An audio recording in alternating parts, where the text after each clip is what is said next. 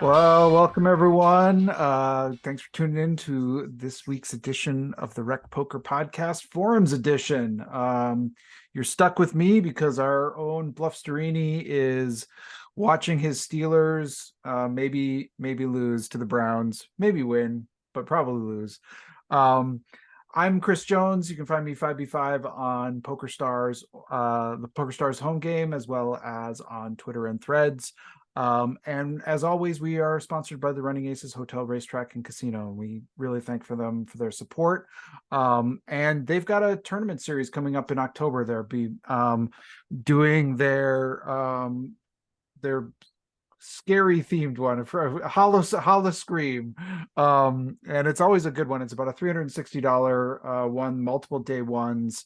There's some really good value in this tournament. It usually gets a pretty big prize pool, and I think that seeing the crowds we're seeing in live games, I think they'll probably have one of their, they'll definitely get a big crowd for this. So it's worth marking on your calendar and making your way out there if you have the chance. But I'm just one of the people who make up the Wrecking Crew. I'm also joined by my esteemed colleagues, who I'll let them introduce themselves as well. My name is Joe Coolis, and you can find me on Twitter at Joe Cool PhD, cool with a K, or Elvita11 in the home game. I'm Kim Kilroy. I am Pet Vet or Pet Vet 33 on most platforms, Fergie 56 in the home game. And I'm Rob Washam, and I'm Rabman 50 just about everywhere. Well, and tonight we're going to be talking about a post in the forums by ARW. Who's been a frequent poster, gives some really thorough posts. And this one I think is an interesting one. It's one I think that maybe a lot of players who play in like a sort of a smaller field, maybe one of the daily tournaments that they're playing in their local card rooms, they might find where there isn't a huge number of people paid in these sort of tournaments, and we have ourselves in a situation where this is a very common, I think, sort of, if you survive this long, it's a very common point to find yourself at. So there's 25 left and there's 15 paid, and he's playing 8-handed. So we're getting down to it. We got to get 10 more people to go home before we get paid. That's kind of where these tournaments really, like there's inflection points in these tournaments, but this is one of those key times in these tournaments where we want to try to find our way, obviously, into this final table or into the paid money, and then going towards the final table. ARW writes, I built up an early chip lead and stayed a top 10 stack to this point. So we're in good shape to make the money with this stack. We can try to take advantage of this and put some pressure on as the bubble plays into this a bit more. He writes, my table was playing straightforward with no one playing crazy, no one really getting out of line, but everyone was fighting to get chips when they play a hand. His opponent raises from the hijack to 2.25 big blinds. I don't know how you quite do that. Maybe this is online, actually. I thought this was live, but once he says that, it sounds it might be online. But anyway, his opponent raises from the hijack to 2.25 big blinds with about 25 blinds behind. He has king, and he's in the cutoff. So right next door, and he's trying to decide between 3-betting or calling. And he has 50 big blinds. So he covers this player, and the players behind him, respectively, on the button, he covers all of them, have 30 big blinds in the button, 15 in the small blind, and 20 in the big blind. So we cover everyone, including the original raiser. We've got a very strong holding. Let's just start there. What are your thoughts here about this kind of situation, and deciding between sort of raising or calling with this kind of holding in this kind of spot? Do you want me to go? Sure, yeah, let's hear you. I like raising better, but I know that the solver would say, and I'm just checking it on GTO Wizard now, it's about 50-50 call or raise. Mhm. So I like, the call is obviously to induce the stacks behind us to shove. And disguise the strength of our hand if we do get a heads up with the pre-flop raiser. I just always prefer raising with these hands. Like I don't want 3 people calling behind Right. and going there with kings. I kind of agree there. I probably raise more often than I call. I think if I had fewer chips and I was trying to, build up my stack, but right now I'm ahead of everybody at the table, right? Or everybody that's involved in this hand. So I don't feel the need to try to induce people to play to build a bigger chip stack. So if I was like at 20 big blinds or, something like that, then maybe I would do just a call just to try to get more people involved so I could gather more chips. But when I'm at this chip stack, I agree with Kim. I don't want to go multi-way. I want to go against one person who feels they're strong enough to come after me after I 3-bet. Mhm. I would agree with everything that's been said, except for I would say it depends on, I mean, if it's an online tournament, what are the stakes? And I guess that's true for live as well, because with King, people will make so many mistakes in terms of what they're calling off with that these depth stages don't know how to play them very well. And so you don't really need to do a lot to induce people to get something in if they've got a hand. And you really don't want to, I mean, I don't even know if you want to have 2 callers if you're going to have people that can outdraw you, on the flop with some, garbage that they decided to call easily. So I do think you need to raise it, but I think that raise may even be just all in if the stakes are low enough, and you'll get enough action on your big hands not to have to worry about it. Yeah, and I'm gonna throw it out. Like I think I do tend to raise. I think as the bigger stack here, I tend to raise more often here as well. Like what Rob said here, but I will flat, particularly if I've seen somebody behind me, be very active in terms of their shoving and squeezing spots. Then I'm like, okay, I can really kind of make a meal out of this one. So I will sometimes find a flat, and I will if I had 20 big blinds in this spot or 15 big blinds, then I'm really finding a lot of flats, because my risk of sort of ruin here is lower, and I can and the value of getting more involvement in this hand from folks, whereas when I just shove, I just kind of win a lot, and that just feels like with kings, it just feels really ugly. And then the question, I guess, is, so if we are going to raise here, Joe, you mentioned maybe against sort of less experienced players, maybe we even just kind of put it in and just put some people to the test. But if we're not going to put it in, how big are we going? I'm going 7.5 to 8 here, but probably closer to 7.5 with this strong a hand. Mm-hmm. Agreed. Like 3 times, right around 3 times the original raise. That's going to be putting a lot of pressure on the stacks behind you. Mm-hmm. They're not going to be able to just call. Mm-hmm. Because they're going to be putting so much of their stack at risk. Their only option then is to go all in, which is what you want, right? You got kings. You would love one of these smaller stacks to go all in. Mm-hmm.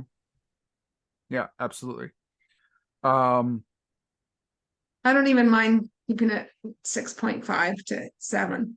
Right. Just yeah, and I would say even here with the lower I'm probably even going a little lower than that. I'm probably going 5.5 to 6 here because I'm in position because the other stacks are so short.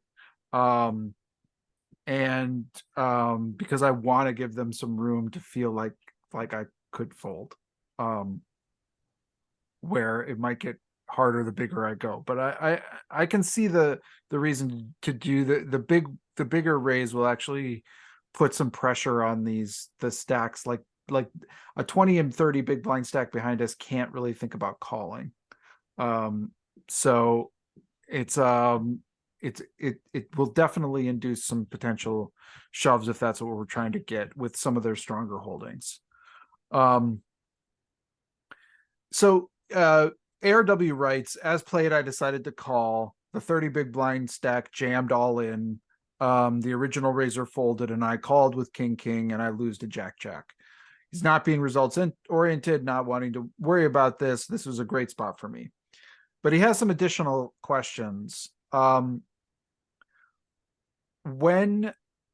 we do this, when we do take the flat option, what is his question is, what is the worst hand that we think that the button would do this with? Like what kinds of hands are we getting to? And I think this is an interesting question because this is start of the question of like, can I flat here? What hands are actually typically doing? I mean, obviously they can have anything, right? Because it can be, it could be total nonsense, but against a competent player, what are you expecting to see once the button takes this action? Offsuit aces to like ace queen would be the worst, maybe. I would say the solver likes pocket eights to pocket tens. I know people will do it with a lot more than that. Sevens, sixes, fives, they'll do it to squeeze, like thinking they're just they've got like a lot of folds there. They're not worried about the collar. Like they're only worried about the initial razor. So, and then the initial razor has to worry about the collar. So I've seen them do it with a lot less than eights, but at the stack size, the solver likes eights to tens, and sometimes jacks, but prefers just to raise with jacks. And then it also likes the suited kings, king, queen, king, jack, king, 10. Okay. So. Yeah, and I think you're right. I think especially those smaller pairs, I do see that a lot. Even at some of the higher stakes games, I see people doing this with like deuces or threes in squeeze spots, and then getting snapped off by things like kings. I think that is something. I think if you have those kinds of opponents, those are the kinds that you can maybe start to think about flatting here with kings. Yeah. I don't mind the squeeze with threes and deuces, but I prefer it against one opponent, not when you've had two people. In the hand. So Well, it's really the squeeze is usually typically because there is a raise and a call. And then you're squeezing, they call it a squeeze because there's that guy who called is in between.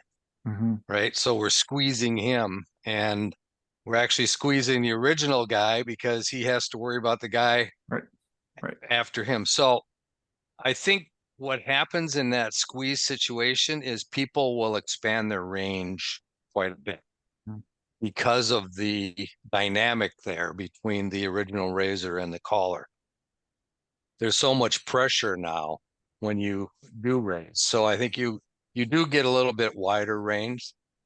I personally, when I first looked at this question, I thought nines or tens plus, ace king, ace queen, and then maybe king queen suited and hands like that would be my value squeeze. And then I'd probably throw in some smaller like ace four, ace five suited just to round it out a little bit. But you wouldn't shove with aces. You would just raise.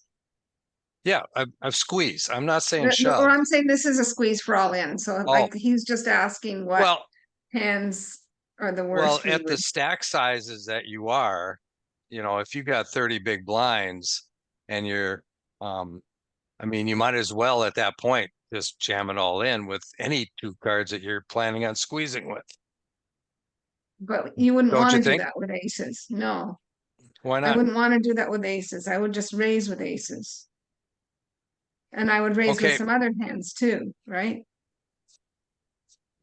And some hands that I'm gonna fold, like those, like you said, those like lower suited aces. You can just raise with. Now you're gonna raise fold those. You're gonna raise call your aces, ace king well, suited, yeah, I kings, know it. queens. Yeah, I hear what you're saying, but I'm looking at the chip stack sizes.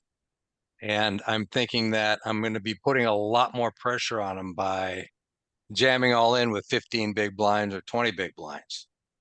Yeah, Right, but this guy has 30. yeah, I think that's And I the agree Well, with 15. yeah, I agree 15 or yeah, with 20, I think they're all getting in. I don't think there is a yeah. raise size, but right. 30 maybe I think there's room to maybe Yeah, have two okay. sizes. Yeah. I'll give you that. Yeah. At 30, yeah, you probably do have a raise where you can get away from it and still have 20 big blinds. So, Right. So I mean, I think it's interesting to think about, kind of what is the word. I think that's a really interesting way to think about this. ARW also asks, how often do you think one of the players behind will take this option, take this squeezing option? And this is where I think, we're starting to think about, well, if I'm gonna do this flatting, it really, because what I don't want to see this go is like four ways to a flop with kings, ace magnets, and now I'm just like don't know what to do with myself. But I do think that this question for me depends on the field. It really depends on the field, and it depends on our opponents. We're getting down to it, and there are some tournaments where, as we're getting down to like 10 away from the money, that people aren't gonna like do a bunch of nonsense. Like they're tightening up, they're becoming sort of clamshells. They're not gonna go crazy here. And in fact, we are gonna find ourselves like they're gonna take their ace jack offsuit. And I think there's some types of opponents who's going to take their ace jack offsuit and squeeze jam here. And I think there's some who are going to be like, I'm either folding or flatting here, but I'm never jamming it in here.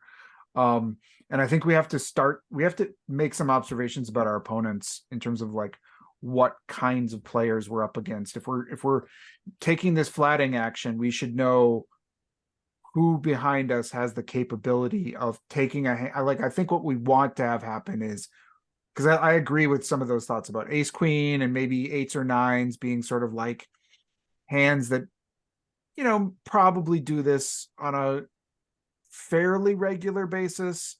But I think it's those hands like, will they do this with fives? Will they do this with ace jack? Will they do this with king queen? Some of those kinds of hands. And if we can say yes to that, then I start to like the flat a lot more. But I'm curious about your thoughts on that. Well, I think that this is a good advertisement for paying attention, particularly if you get into the tournament, very early. You've got a ton of chips early on. You can use them to, particularly if it's a smaller field, to start getting notes, getting some ideas. And this may not be the smartest thing that I do, but everybody on the panel can criticize me if they do that. But sometimes if I get a button opener and I'm on the small blind and I want to find out what the guy to the left of me is going to do, I'll just call, which makes me look a little fishy by calling the small blind. But if I could do that once or twice, and every time he squeezes, well, that's something I'm writing down for later in the tournament in the hopes to say, well, what's he going to do in that situation? And can I get him or her to do that at a later point? It doesn't cost a lot, right? I mean, it is a half a big blind, but it gives me a lot of information. But you also can watch and see who squeezers like to squeeze. And so they're going to more likely do it. So if you see it a couple times, whereas another player just simply flats all the time in that spot, well, that's really good information as well that you really need to mine in a tournament, even if you don't see them again, because you just never know. You never know who's going to be back at the final table if you make it. Like if you just look at the yeah, go ahead. ranges, if you just look at the ranges that are likely to 3-bet all in, that can give you a pretty good idea of how often people are going to be, they're going to be doing this, right? So let's say you think it's probably a 10% range that might 3-bet all in here. Well, that means that 10% of the time, somebody's going to have a hand that they can do that with, and 90% of the time they're going to fold. Mhm, mhm. So, I mean, it's really math at that point in time, other than what Joe said, any observations you have about a specific opponent. Well, with no information whatsoever, all you need to do is determine what you feel their range would be to make that move. And then what is that percentage? And that'll tell you how often it'll happen. Right. And the nice thing is you get, if you think that they're all playing that way, you get that 10% 3 times, right? So then it starts to become a more likely scenario versus if there's just one player behind you and if you're flatting here with kings from the small blind and you're counting on the big blind to do this, then you've got, I think, a dicier proposition. In fact, the earlier we are, the more I think we can try to consider these sort of slow play or whatever you want to call these sort of trapping moments, because there's more opportunity for somebody to wake up with the kinds of hands that we're hoping that they have when we've got a hand as strong as kings. So ARW's last question, I think, is the one that I'm sort of curious to hear from everyone, whether you do any randomizing at any point in your sort of poker play. And ARW writes, I wanted to randomize how often I call or 3-bet. What technique would you use at the table to randomize it? This is why I thought it was live, because I think this is super easy online, right? There are these little randomizer, little clock things that you can just have on as part of most, playing sessions, and you can just get a random number generator, and it's like, it's not really even, that's the best way to do it if you're going to play online, I think. But I'm curious, do any of you randomize in any decisions you make at the poker table? And if you do, how do you do it, particularly live?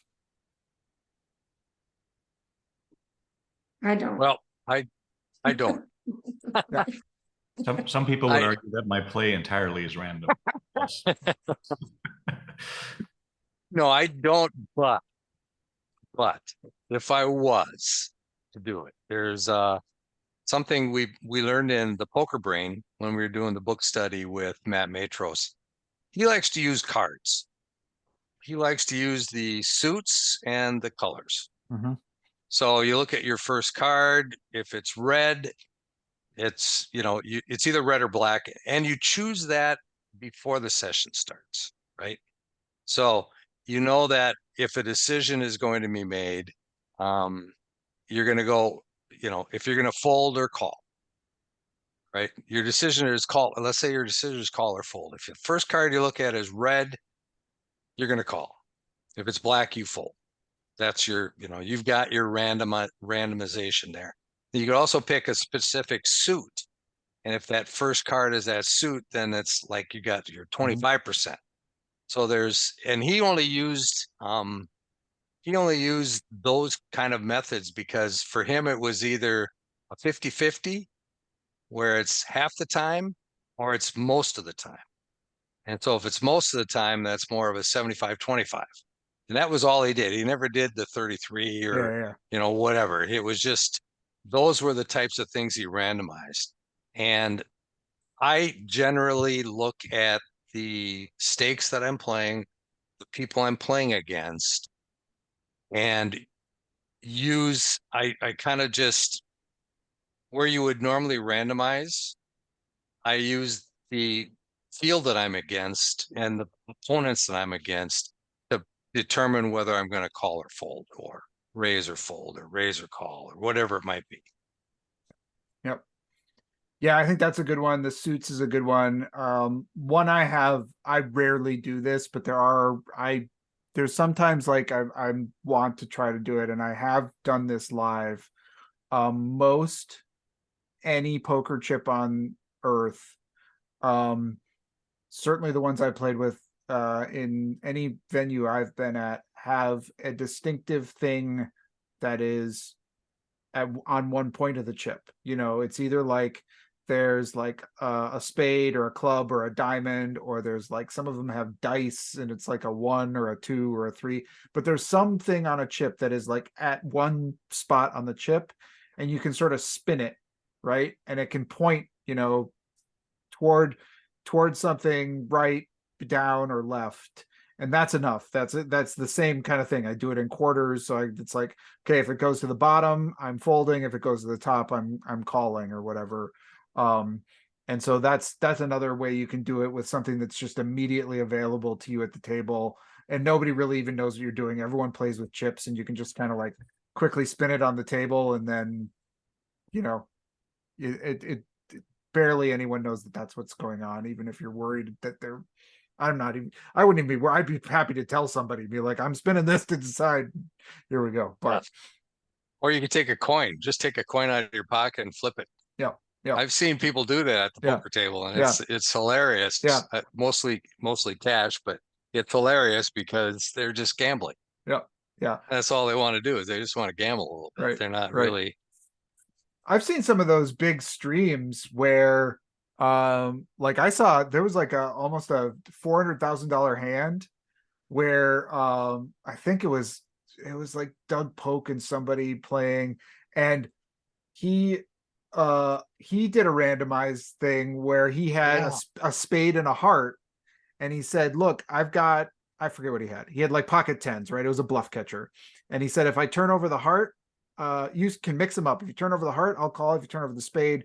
And then he got his opponent to show him his hand, and he knew that it was a bluff, right? So now he knows that he wants to call, but he considered it binding. And so he turned it over and he folded, so he lost. But it was one of those where, that's I guess another way to do it, but that seems more far-fetched. Also, I've seen these card protectors that have these little spinners on them, and it usually has little words like fold, call, raise, whatever. Oh, fun. And you see people are all in, and you'll see people spin those. I mean, it's just like a little, like a card protector. Yeah, magic 8 ball, kind of magic 8 ball poker addiction. Making poker decisions, right? Yeah. Well, and go ahead, Joe. Go ahead. I just wanted to make a pitch for people who may be listening to podcasts and going randomizing. Oh my God, I got to go in and randomize my hands now and things like that. Understand that you have to be playing a pretty high level of poker to have anybody to be able to have a good enough idea of what you're doing that randomization benefits you by making you hard to read, or even to get to the point of, like, Polk was saying, frequencies, right? I'm going to do this so that I do enough frequencies. I don't think that I've ever come upon a situation at this point in my career, and I've been playing for about 4 years, that I need to randomize because nobody's watching me that closely. Right. So I would never use it live. I've never used it live. I would always use whatever reads I have at the table instead. If it's a decision between fold and call or call and raise, I would use the reads that I have at the table. And if I don't have a read, then I'm probably erring on the side of lower variance and just either folding or calling. And I tried it online when I used to play before Ontario was a ringed fence. I tried having a randomizer on my desktop. But I just it would take so long to, like, especially if I had more than one table going, and go over and try and randomize, and okay, it's 35. Was that lower or higher? I would like. So they changed the ones I've seen. They change so quickly. You're like, okay, I'm making a decision, and then it's already changed. It's hard to know, but okay. Well, yeah. So I agree with you, Joe. I mean, like, this is not a high priority thing for most players. It's not something that you probably really are ever going to come into a point of needing to do. It is, something that if you are trying to figure out a way to not always do one kind of action. So if you find that you're just, every time I have a draw, right? Every time I have a flush draw, I'm raising too much or something. There may be ways you can try to like sort of slow yourself down a little through this process, and that I think can maybe be a healthy practice, because sometimes we find ourselves, it's not that our opponents are going to read too much into us, but it might be that we're just getting ourselves into too much trouble by not sort of saying, and now we can say maybe we have that sort of card randomization. Well, every time I have a flush draw, I'm going to raise, except when I have clubs. Then I'm going to do, whatever. You can make up your own rules, but or whatever. But that can be a way in which some of that randomization can help in terms of our frequencies that don't have a lot to do with what our opponent's reading, but more like keeping our game in check a little as well. It's interesting that you brought up that example, Jim. I was gonna say Jim. So I'm looking at your my name name's, here. yeah. Because that was one of the things that Matt Matros was talking about in that book, The Poker Brain. He was talking about if you always raise with your flush draw or always bet with your flush draw, then when the flush comes in, your opponent can very easily fold.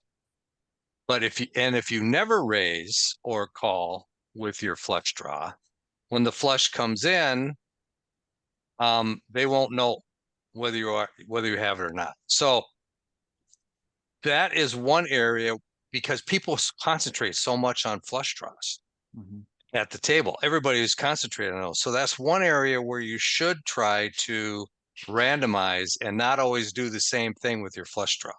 Right. So just because we're supposed to argue on this podcast, obviously Miller would make the argument that if you know that your opponents are making errors more frequently in a particular direction, there's no benefit to playing. You really want to just go in one direction, that you just always want to exploit in that direction. And you do that 100% of the time if there's any difference, right? And randomizing is trying to eliminate that difference. So if you know that to a flush draw, people are more likely going to be folding, well, then you just always want to raise your flush. You don't want to actually try to randomize, because you're losing value that way because the frequencies get thrown off. Again, the reason to randomize is to get to the 70-30 that the solver says. But again, we're not playing solver games. We're not playing solvers. We're playing people who make a ton of mistakes, right? Well, and I think part of that has to do with a little with what Rob was talking about on Matt Matros's sort of explanation there, is that if we, for instance, say my opponents fold too much, I'm going to raise all of my flush draws, right? No matter what, if there's two cards on the flop and I've got two of them in my hand, that's a raising hand. And here we go. The problem lands because it's not just randomizing that moment, but we have to sort of account for all the possible turn and river nodes or cards to come, right? And so on the river, I don't think this matters as much, right? I don't think we need to like randomize our approach or have different frequencies. But if our opponents can say no now, that every time they raise and the third club comes on the turn or doesn't come on the turn, now I can perform this kind of action. And there are going to be some, it's going to take time, and it's going to take certain instances, and it's going to take, and in a lot of cases, if you just show up at like a World Series of Poker event and you're plopped in and you're playing in a player pool that's never seen you before and whatever, yeah, just play your poker, just play your whatever poker you think is best.